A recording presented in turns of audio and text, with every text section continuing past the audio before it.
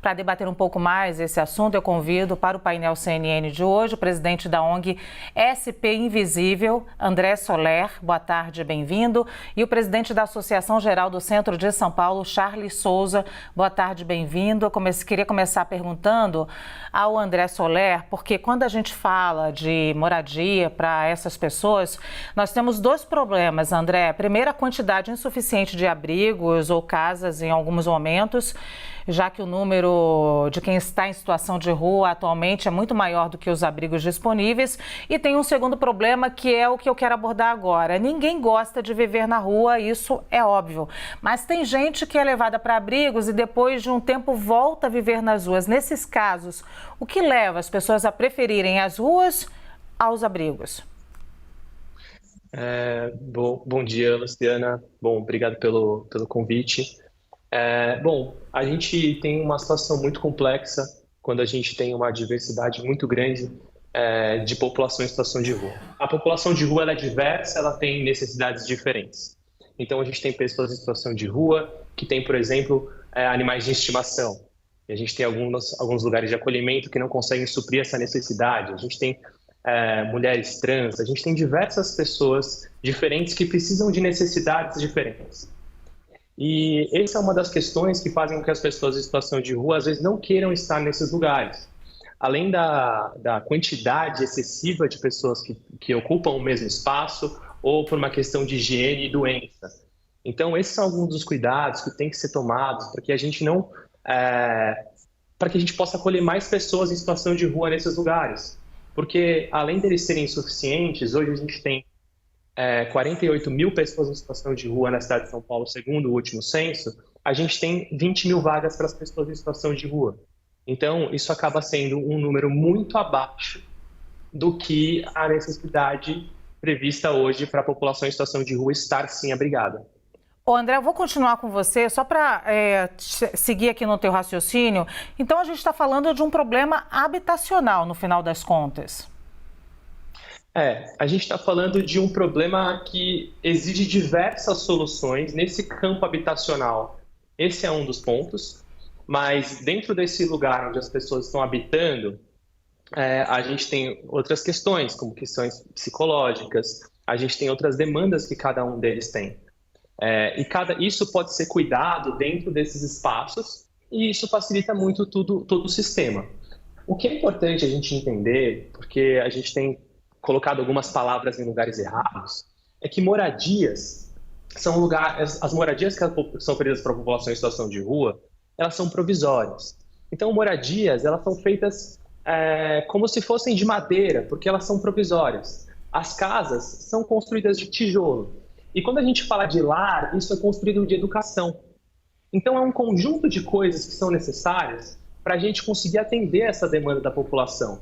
Porque não é só uma casa. É uma casa, a gente precisa construir programas de empregabilidade para que essa população em situação de rua se reinsira ao mercado de trabalho e possa, assim, gerar uma renda e ter uma autonomia. A gente precisa desenvolver cursos de capacitação para que a população em situação de rua possa ser capacitada e se reinserir na sociedade. E até mesmo, acho que tem um papel de cada um aqui, né? Porque a gente está falando de coisas muito distantes. Talvez você que está na sua casa está se perguntando, o que eu posso fazer agora? Quando você vê alguma pessoa em situação de rua, quando você passar por alguém, cumprimenta, trata isso como empatia. Isso é um pequeno gesto que no final do dia faz muito diferença, porque as pessoas acabam se sentindo muito mais acolhidas pela sociedade. Uma das coisas que reforça elas estarem ali, e uma fala que a gente ecoa muito, mas que eu acredito de que algumas pessoas gostam de estar na rua, ela vem desse lugar que a gente coloca essas pessoas, de estar reforçando o fato de que aquele é o lugar delas e essa condição se remete só a elas, isso não é responsabilidade nossa. Ô André, eu fiz quase um preâmbulo aqui, uma introdução com você, mas eu vou agora ao Charles e depois eu vou te fazer a mesma pergunta para a gente entender um pouco da situação, como é complexa. Charles, a minha pergunta é bem direta. A retirada dessas barracas, dessas pessoas, nesse momento, nessa conjuntura, é a melhor solução? Bom, boa tarde, Luciana, boa tarde a todos, boa tarde aos telespectadores também. Bom, eu acho que não é a solução, mas nós temos que ter um ponto de partida em todos os aspectos. Primeiro, a gente tem que lembrar que a gente vive numa sociedade organizada. E para se manter ela organizada, existem regras e leis. Então, o seu direito não pode interferir o meu direito, né? Entendemos que a complexidade dessa situação, né, da moradia, de pessoas estarem morando nas ruas, e lembrando que calçada nem rua é CEP para ninguém, e nem uma barraca pode ser considerada uma moradia salubre para essas pessoas, mas nós também temos uma sociedade que precisa trabalhar, precisa ir e vir, tem o direito de ocupar os espaços também. E a partir do momento que essa barraca obstrui uma pessoa em situação de cadeirante, por exemplo, de passar, você está interferindo no direito de ir e vir. O que a prefeitura está fazendo é cumprindo um decreto que diz o seguinte: eles podem montar a barraca durante a noite para repousarem, para descansarem, mas durante o dia as vias têm que ficar desobstruídas para que as pessoas possam se locomover, né? Claro que nós temos que cobrar do Poder Executivo e do Poder Legislativo medidas mais eficazes, dando moradia para essas pessoas, dando dignidade para essas pessoas, para que essas pessoas possam ser reinseridas na sociedade como iguais e não como diferentes, né?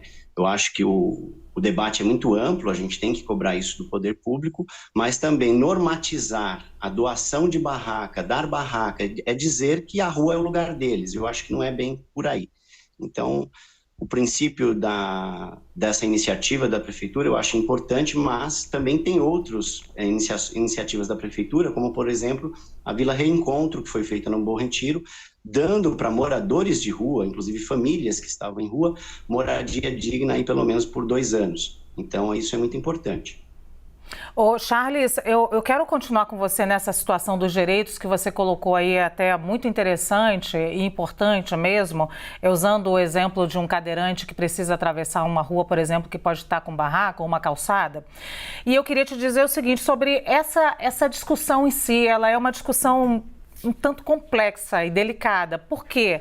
Se eu te disser que eu vou botar uma criança de 6 anos para brigar com um homem de 42 anos, você vai falar, nossa, mas isso é impossível, a gente não pode medir forças. E quando você fala o direito de alguém e a gente fala de uma população em situação de rua que tem todos os direitos violados, me parece bem desigual. Como é que você lida com isso? Na verdade, a gente tem que encarar as coisas como elas são e tentar, como é que eu posso dizer, recortar isso em frações para tentar atender. A gente sabe que a complexidade que é. Então, não há nenhuma ação que não vá desagradar alguém. Sempre vai haver um ponto desagradado ou, sei lá, injustiçado, digamos assim. Claro que morar na rua não é um lugar digno para ninguém, não tem saneamento básico, não tem como ter resguardo da sua própria vida, porque a pessoa está ali exposta numa barraca, qualquer um pode rasgar, chutar, queimar, enfim, inúmeras coisas podem acontecer com essa pessoa também, ela também está muito vulnerável estando ali, né? Eu acho que a gente tem que lutar pelos direitos de todos, de toda a população, tanto do morador que está em situação de rua, precisa estar num lugar salubre, seguro, com dignidade, assim como as pessoas que precisam transitar no passeio público, precisam trabalhar, ir e vir, o cadeirante.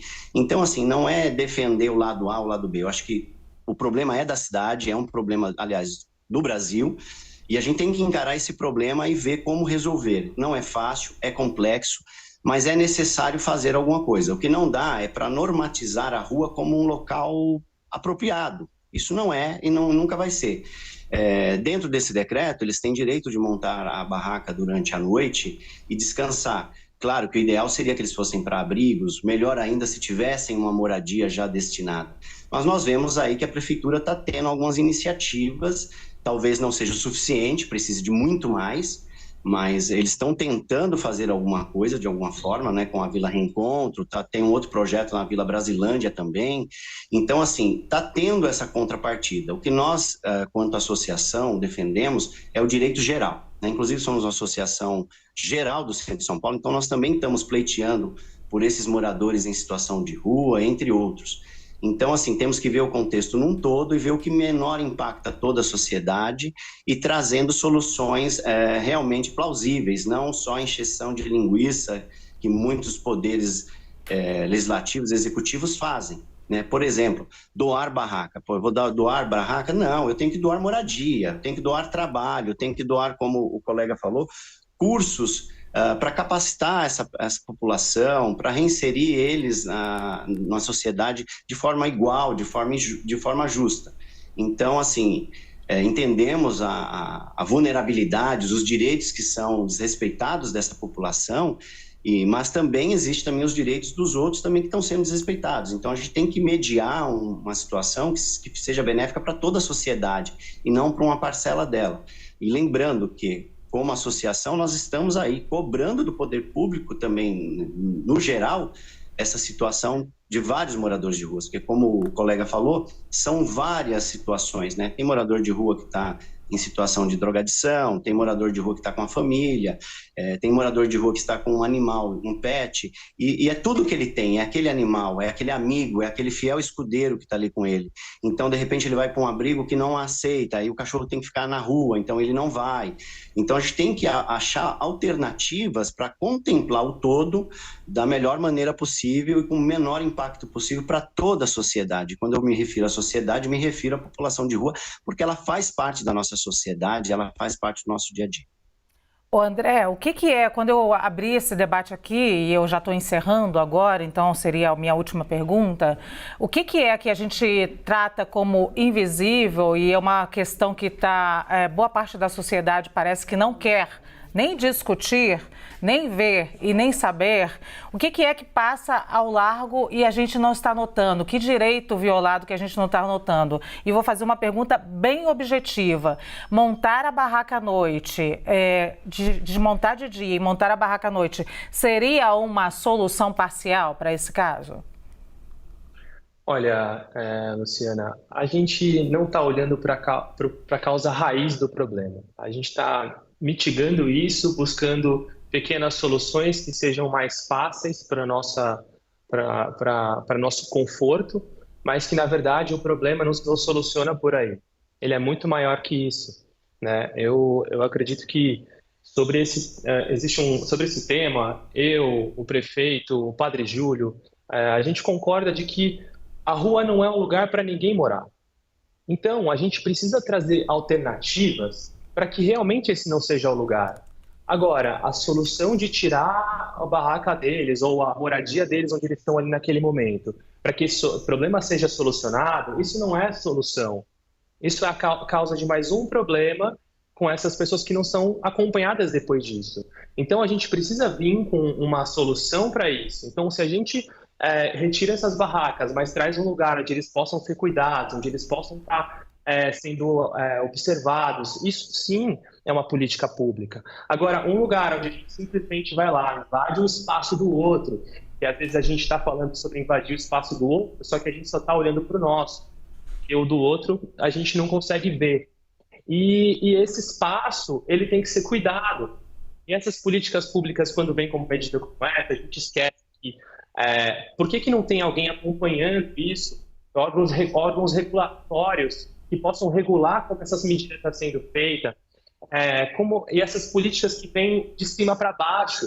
Então, são políticas top-down que a gente tem uma ideia aqui no nosso lugar de privilégio, fala, poxa, essa é a melhor ideia para a gente solucionar esse problema, porque eu sei qual que é a solução, em vez de chamar a população em situação de rua para ter um diálogo e entender como é que a gente pode transformar essa realidade juntos. Se a gente não colocar a população de rua para conversar, para entender as soluções desse problema e a gente solucionar isso junto, como alguém que está para fornecer ajuda de verdade, não impor as nossas necessidades, porque da minha perspectiva, é algo muito pequeno o fato de eu precisar atravessar a rua numa calçada, sendo que uma pessoa está sem casa, né? Como é que é isso? Tem uma pessoa que tem onde morar e eu tenho que atravessar a rua. Talvez eu só tenha que desviar ou mudar o meu caminho. É algo muito mais simples do que tirar a moradia de alguém.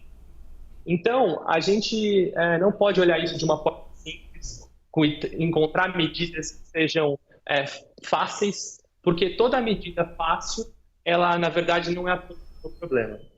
A população de rua, ela precisa ser vista, cada pessoa em situação de rua, ela tem uma história, ela tem um porquê tá ali, ela tem uma família, ela passou por uma dor, O motivo da população, da maioria das pessoas estarem na rua é uma perda. De todo mundo acha que é porque ela começou usando drogas ou que ela é alcoólatra fora da rua e depois veio para a rua. Não, é uma perda de um ente querido, uma perda de uma profissão, e tudo isso porque essa pessoa não foi cuidado. Então eu vejo que cabe a nós como sociedade, e a SP Invisível eu acredito que tem feito isso, de olhar essas pessoas em situação de rua com cuidado para que elas possam ter uma vida digna. O Charles, a gente vive, isso é um fato, cada vez menos numa era humanista e cada vez mais numa fase individualista. E a gente, o André aponta aí quase uma espécie de jeitinho para esse problema. Se a gente não olhar para a raiz, seria jeitinho mesmo. O que você fala de contraponto em relação a isso? Bom, primeiro que a prefeitura ela não está retirando as barracas, ela está orientando para que eles desmontem num período do dia para desobstruir a via, pelo menos durante o dia. Isso é solução? Com certeza, sem dúvida não, sem dúvida. Né? Então é necessário realmente discutir políticas públicas, discutir políticas sociais para essa população, e nós estamos nesse caminho de pressionar realmente os poderes. O prefeito está sentindo o peso disso nos últimos tempos, mas lembrando que essa situação, ela atrapalha a vida de muita gente, além deles, né? Inclusive do comércio, da população, do turismo, N coisas.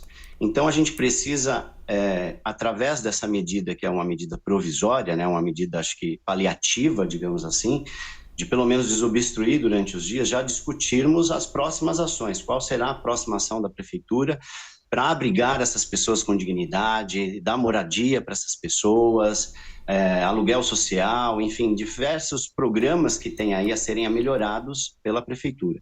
Então, cabe a nós, quanto sociedade civil, não tentar regularizar uma coisa que não é legal, mas sim tentar buscar uma regularização de coisas boas, de coisas benéficas que venha para essa população. Então, eu acho que não é a solução, é realmente um paliativo, é uma coisa momentânea, né? Uma coisa para tentar diminuir a tensão do dia a dia da população que trabalha, do comércio, dos moradores, mas a gente precisa atacar realmente, como o colega falou, o foco, o problema em si. Então, a gente precisa realmente lutar para que a prefeitura venha dar moradia, mas eu acho que a medida, no momento, ela é necessária. Agora, cabe a nós, de associações, ONGs, dos poderes, cobrar do Poder Executivo e do Poder Legislativo ações realmente concretas. O que não dá mais é para ficar empurrando com a barriga e nem fingir que eles são invisíveis. Eles estão aí, eles são seres humanos, eles necessitam de atenção, eles têm direito, como nós temos, como população, e é nossa obrigação, como cidadão e como político, seja ele qual for a esfera, defender esses direitos e buscar melhorias para essas pessoas no geral e para a população em geral. Eu reforço, inclusive, a fala do André e do Charles aqui, não seja indiferente a essa discussão e a esse problema. Olha, eu quero agradecer a presença do presidente da ONG SP Invisível, André Soler, e do presidente da Associação Geral do Centro de São Paulo, Charles Souza, os dois que debateram aqui com coragem um tema muito delicado para todos nós. Obrigada. Obrigado. Obrigado, Luciana.